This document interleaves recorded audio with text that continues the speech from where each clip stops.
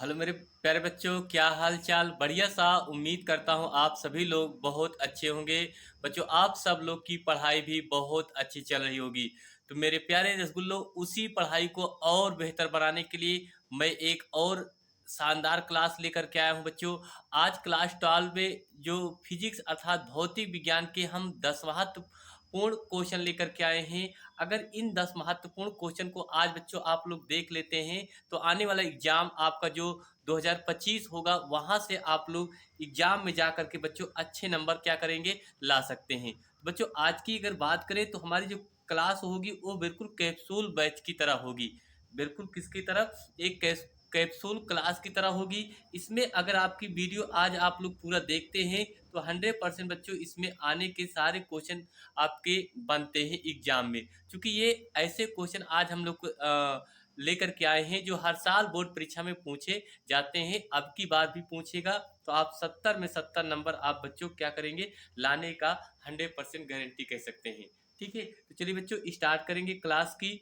और मज़ेदार क्लास है आज। आप लोग को अंत में हम आप लोग को कुछ ऐसे महत्वपूर्ण क्वेश्चन बताने वाले हैं जो आपकी बार बोर्ड परीक्षा में 100% पक्का है पूछा जाएगा। तो चलिए बच्चों देरी ना करें और क्लास की शुरुआत करेंगे।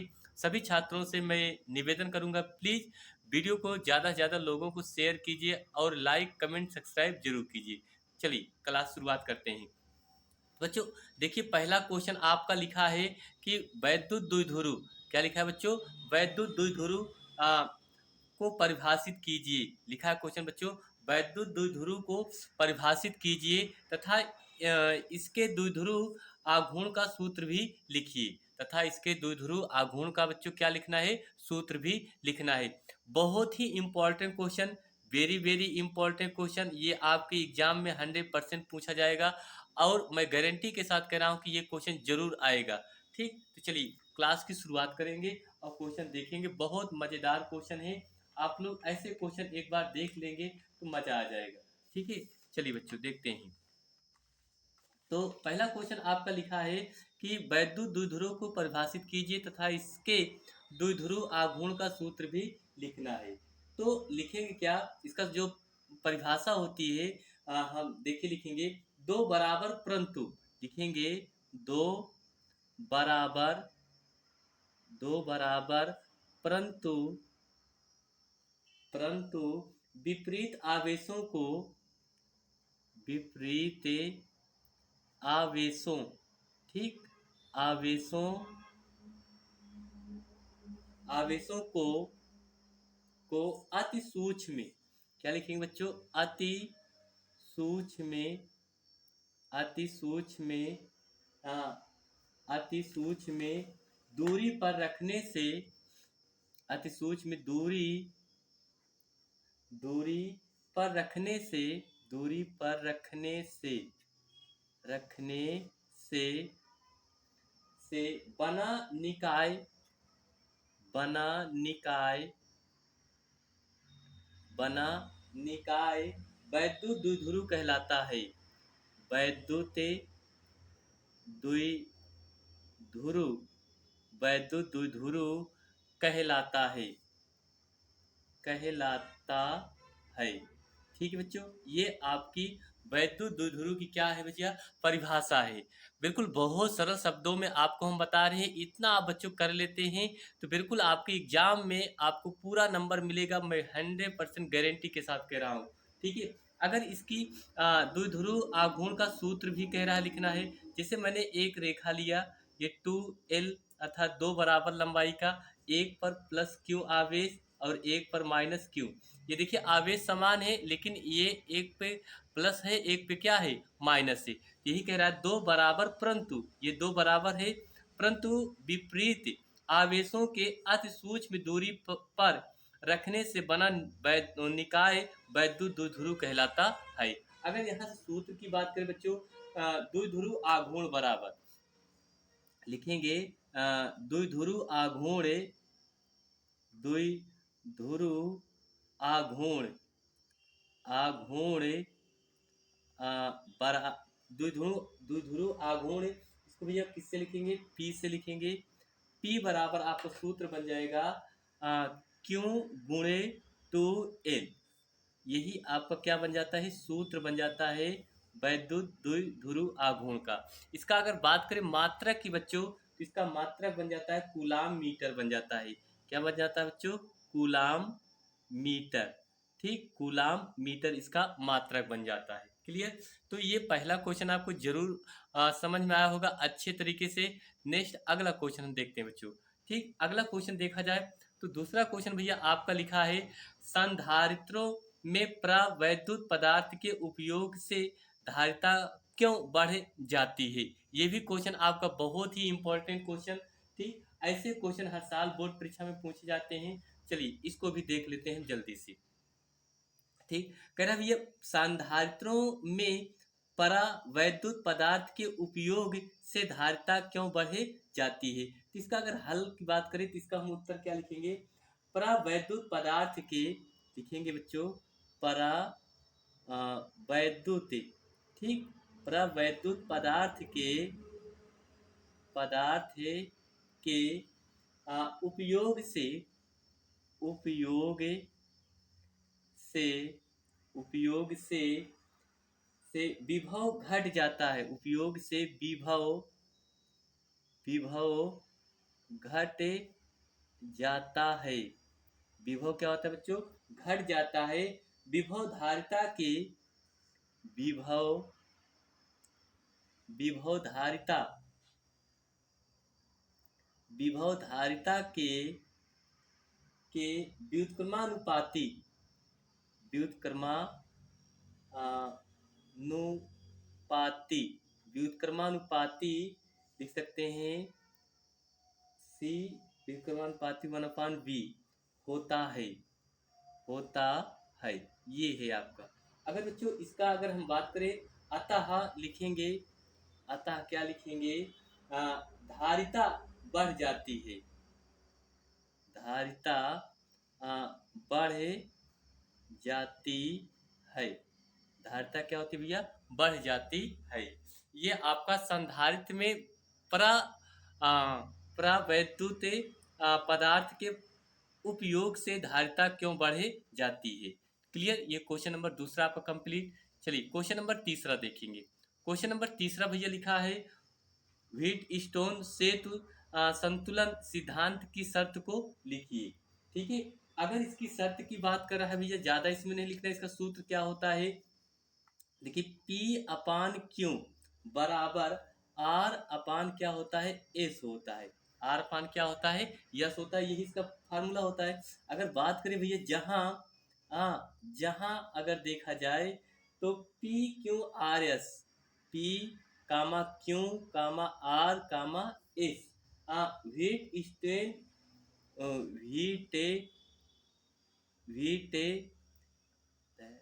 व्हीटस्टोन, ठीक, स्टोन सेतु संतुलन संतुलन के सभी के सभी के सभी सभी भुजाओं के प्रतिरोध है। सभी भुजाओं के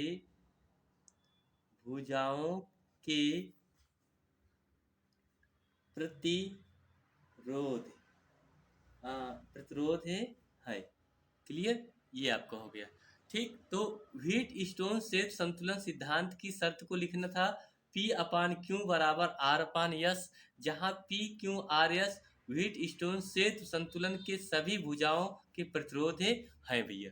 ठीक है, ये इतना आपको क्लियर हो गया। चलिए क्वेश्चन नंबर हम देखेंगे अगला। बहुत अच्छा क्वेश्चन है भैया। क्वेश्चन नंबर आपका ये कह रहा है कि एम्पियर का परिपथी नियम लिखना है। ये अगर बात करें तो ये आपका वेरी वेरी इम्पोर्टेंट क्वेश्चन है। आपके एग्जाम 2025 में 100% पूछा जाएगा। इसको अच्छे से बिल्कुल तैयार करना, और मज़ेदार क्वेश्चन है भैया। ठीक है, तो उम्मीद करता हूँ ये सारे क्वेश्चन आपको बहुत पसंद आएंगे। आप सभी छात्रों से मैं पुनः निवेदन करना चाहता हूँ कि प्लीज़ आप लोग वीडियो को ज़्यादा से ज़्यादा वॉच कीजिए, और अपने ग्रुप में इस वीडियो को ज़्यादा से ज़्यादा लोगों को सेंड कीजिए। ठीक, चलिए तो एम्पियर का परिपथी नियम क्या होता है बच्चों, इसको देखना है। तो लिखेंगे क्या, देखिए ये होता क्या है, किसी, कह रहा है कि लिखेंगे किसी बंद परिपथ से, किसी बंद परि परिपथ परिपथ से, किसी बंद परिपथ से संबंध चुंबकीय क्षेत्र का, संबंध संबंध चुंबकीय, ठीक, चुंबकीय क्षेत्र, चुंबकीय क्षेत्र का रेखीय रेखीय समाकलन प्रवाहित, समाकलन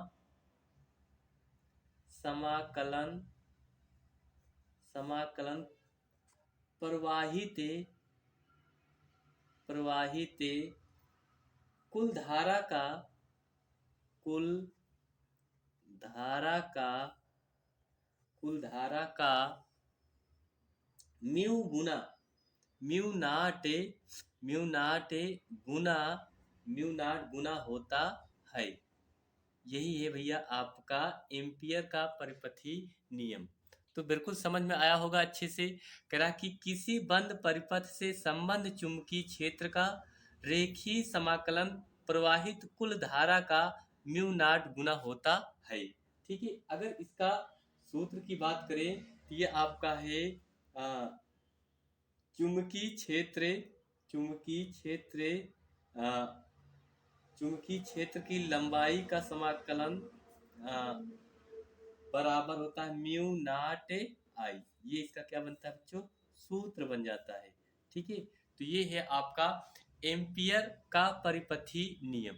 समझ में आया होगा जरूर आपको अच्छे से। तो चलिए नेक्स्ट अगला क्वेश्चन देखते हैं। बहुत सारे क्वेश्चन आपको बच्चों, बहुत ही इंपॉर्टेंट क्वेश्चन, आप लोग इस तरह से इन सारे क्वेश्चनों को स्क्रीनशॉट लेते चलिए।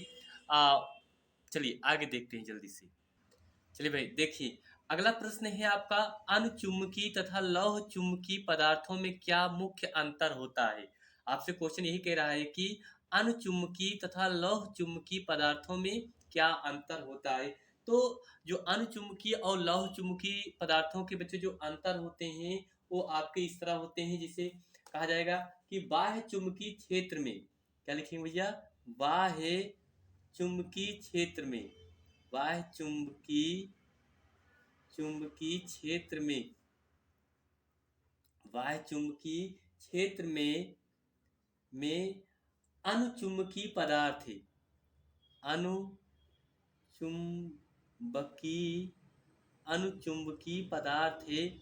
अनुचुंबकीय पदार्थ है, अनुचुंबकीय पदार्थ आंशिक रूप से, आंशिक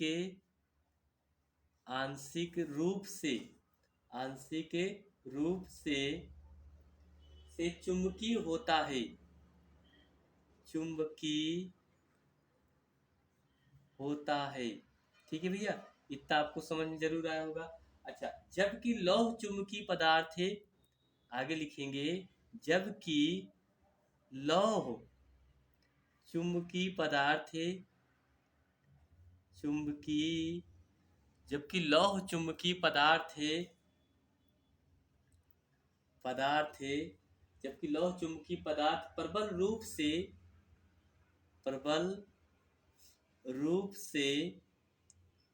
रूप से चुंबकीय होता है। क्या होता है, चुंबकीय होता है। क्लियर, इतना आपको समझ में आया। तो ये आपका अनुचुंबकीय तथा लौह चुंबकीय पदार्थों में क्या मुख्य अंतर होता है, तो यही इसका अंतर होता है। एक बार जरा फिर समझ लीजिए, बाह्य चुंबकीय क्षेत्र में अनुचुंबकीय पदार्थ है, आंशिक रूप से चुंबकीय होता है, जबकि लौह चुंबकीय पदार्थ प्रबल रूप से चुंबकीय होता है। क्लियर, इतना आपको समझ में आया। आगे देखिए क्वेश्चन नंबर, नेक्स्ट अगला क्वेश्चन देखेंगे बच्चों। अगला क्वेश्चन अगर हम बात करें, बहुत ही इंपॉर्टेंट क्वेश्चन ये भी है। आपको कह रहा है कि, चलिए देखते हैं अगला क्वेश्चन। तो अगला क्वेश्चन अगर देखिए, कह रहा है कि अनुनादी आवृत्ति किसे कहते हैं। आपसे कह रहा है कि अनुनादी आवृत्ति किसे कहते हैं। तो अनुनादी आवृत्ति जो होता है भैया आपका, ये कहलाता है, ध्यान समझना, चलिए देखिए, अनुनादी चुंबकीय पदार्थ क्या होता है भैया? प्रत्यावर्ती धारा परिपथ में लिखेंगे, प्रत्यावर्ती प्रत्यावर्ती धारा परिपथ में, धारा परिपथ में, परिपथ में जब जब प्रेरिक प्रतिघात, प्रेरिक के प्रतिघात एक्स एल, ठीक, एक्स एल तथा धारिती प्रतिघात तथा धारिती प्रतिघात एक्स से सी बराबर होता है, बराबर होता है, बराबर क्या है भैया? होता है। आवृत्ति को अनुनादी आवृत्ति कहते हैं, आवृत्ति को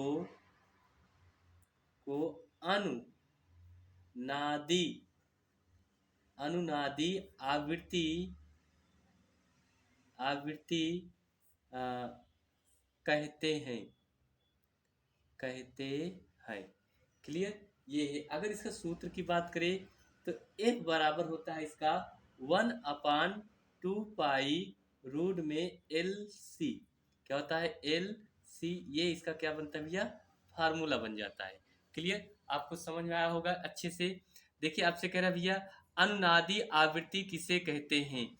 प्रत्यावर्ती धारा परिपथ में जब प्रेरणिक की प्रतिघात XL तथा धारिती प्रतिघात XC बराबर होता है, आवृत्ति को अनुनादी आवृत्ति कहते हैं। F बराबर 1/2 रूट LC इसका सूत्र होता है। ठीक है, चलिए क्वेश्चन देखेंगे। अगला क्वेश्चन आपका भैया लिखा है, एक्स किरणों के प्रमुख 2 गुण और उपयोग लिखना है। आपसे ये भी क्वेश्चन बहुत इंपॉर्टेंट क्वेश्चन, आपके एग्जाम में 100% हर साल पूछे जाते हैं। आपकी बार भी ये क्वेश्चन पूछे जाएंगे, तो इसको अच्छे से जरूर रिवाइज करना और तैयार करके जाना, ठीक है, ताकि आप लोग एग्जाम में अच्छे तरीके से क्या करें, लिख सके। ठीक है, अगर नंबर एक्स किरणों के प्रमुख 2 गुण को आपसे कह रहा लिखने के लिए, नंबर 1 में देखेंगे तो इनका वेग प्रकाश के वेग के बराबर होता है।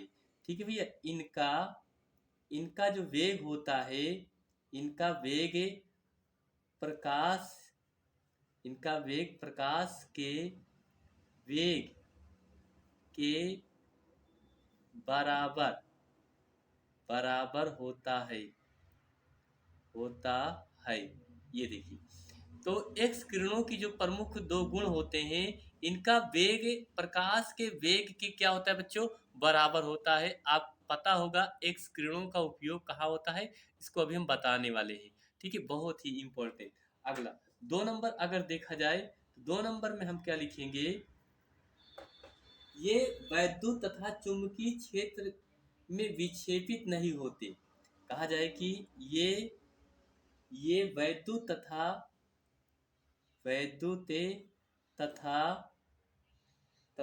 चुंबकीय क्षेत्र में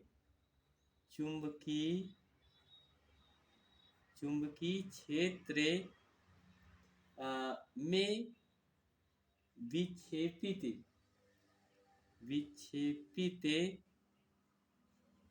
विक्षेपित नहीं होते हैं। ठीक, ये हो गया आपका इनका 2 मुख्य गुण आपने देखा।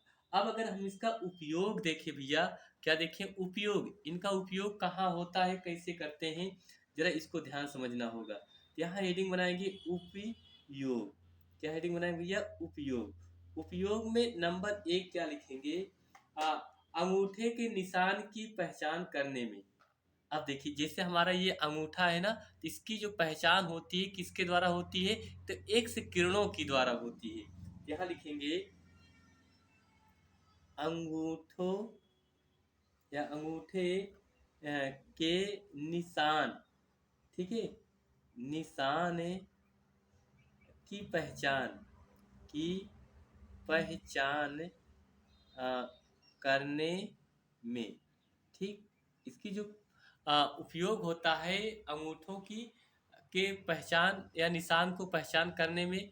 नंबर दो अगर देखा जाए तो नंबर दो में इसका क्या करते हैं, टूटी हड्डी के पता करने में, ठीक है, टूटी हुई टूटी हुई टूटी हुई हड्डी, ठीक है, टूटी हुई हड्डी अ, के पता करने में।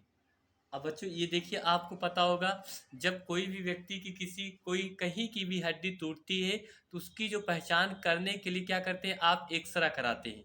क्या कराते हैं, एक्सरा। तो एक्सरा में जो किरणें होती हैं वो एक्स किरणें होती हैं। तो याद रखना, एक्स किरणों की जो उपयोग होती है टूटी हुई हड्डियों को पहचान करने में किया जाता है कि कहाँ पर हड्डी टूटी है, कहाँ पर नहीं टूटी है। तो बच्चों ये रहा क्वेश्चन आपका, एक्स किरणों के प्रमुख दो गुण और इसका उपयोग। बहुत ही इंपॉर्टेंट क्वेश्चन। चलिए अगला क्वेश्चन देखते हैं। भैया अगला क्वेश्चन अगर हम बात करें, क्वेश्चन नंबर आपसे कह रहा है कि एकल गोली पृष्ठ पर, क्या कह रहा है भैया, एकल गोली पृष्ठ सॉरी, देखिए अगला कह रहा है कि एकल गोली पृष्ठ पर प्रकाश के अपवर्तनांक का सूत्र लिखना है। क्या लिखना है, अपवर्तन का क्या लिखना है बच्चों, सूत्र लिखना है। तो इसका आप सूत्र जानते हैं कि इसका अगर सूत्र की बात करें, n upon v minus one upon u बराबर होता है आपका एन माइनस वन अपान जो क्या होता है आर। ये इसका क्या होता है, सूत्र होता है। यही आपका सूत्र कह रहा था लिखने के लिए, अपवर्तन का सूत्र लिखना है। अगर देखा जाए यहाँ पर हम जहाँ देखें ये क्या चीज है, ठीक है, एन क्या है आपका, अगर एन की हम बात करें तो गोली पृष्ठ के, या जो यन है गोली पृष्ठ पृष्ठ के गोली पृष्ठ के दाएं, ठीक है, के दाएं तरफ, दाएं तरफ के माध्यम, के माध्यम, ठीक, माध्यम, माध्यम का अपवर्तन, का अपवर्तन, अपवर्तनों अपवर्तनों, ठीक है। अच्छा ये हो गया आपका। v क्या है, देखिए यहाँ से v क्या है, तो v बच्चों अगर देखा जाए तो आपका v है आपका भैया प्रतिबिंब की दूरी है। क्या है भैया, प्रतिबिंब, प्रतिबिंब की दूरी, प्रतिबिंब की दूरी है, क्लियर। उसके बाद देखा जाए r आपका क्या है, r है वक्रता त्रिज्या, क्या है, वक्रता त्रिज्या, ठीक है, r क्या है आपका, वक्रता त्रिज्या है। u क्या है, वस्तु की दूरी है। u आपका क्या है भैया, u आपका वस्तु की दूरी है। u आपका क्या है, वस्तु की दूरी, ठीक। तो इस तरह से ये देखिए, आपको मैंने बताया कि एकल गोली पृष्ठ पर प्रकाश के अपवर्तन का क्या लिखना था, सूत्र लिखना था, ठीक है। ये आपको बता दिया, one upon v minus one upon u बराबर one minus n upon r, जहाँ एन गोली पृष्ठ के दाएं तरफ के माध्यम का अपवर्तन है, ठीक। v क्या है, प्रतिबिंब की दूरी है। r क्या है, वक्रता त्रिज्या है। u क्या है आपका, वस्तु की दूरी है, ठीक है। चलिए अगला क्वेश्चन। तो बच्चों अगला क्वेश्चन आपका बहुत ही इंपॉर्टेंट क्वेश्चन, प्रकाश के विवर्तन से आप क्या समझते हैं, या विवर्तन से आप क्या समझते हैं, ये बहुत ही इंपॉर्टेंट क्वेश्चन। तो आप इस क्वेश्चन को तैयार करना, और मैं इस क्वेश्चन को आपको HW अर्थात होमवर्क के रूप में दे रहा हूँ, इसको जरूर तैयार करना। और इस क्वेश्चन का कमेंट आप लोग करना, आप लोग को हम बताएंगे, ठीक है। तो सभी छात्रों के लिए मैंने आज की क्लास में बहुत सारे इंपॉर्टेंट क्वेश्चन लेकर के आए। आप लोग इस क्वेश्चन को पूरा देखना और अच्छे से समझ में जरूर आएगा। उम्मीद करता हूँ ये वीडियो आपको बहुत पसंद आई। तो सभी छात्रों से मैं निवेदन करूँगा, आप सब लोग के लिए अगर इतना हम मेहनत कर रहे हैं तो आप सब लोग का कर्तव्य बनता है कि प्लीज़ वीडियो को लाइक, शेयर और सब्सक्राइब ज़रूर करें। ठीक है? चलिए बच्चों, बस आज के लिए इतना ही। मिलेंगे फिर एक और मज़ेदार क्लास में। आप सभी को बहुत-बहुत दिल से धन्यवाद देता हूँ। थैंक यू आप सभी छात्रों को।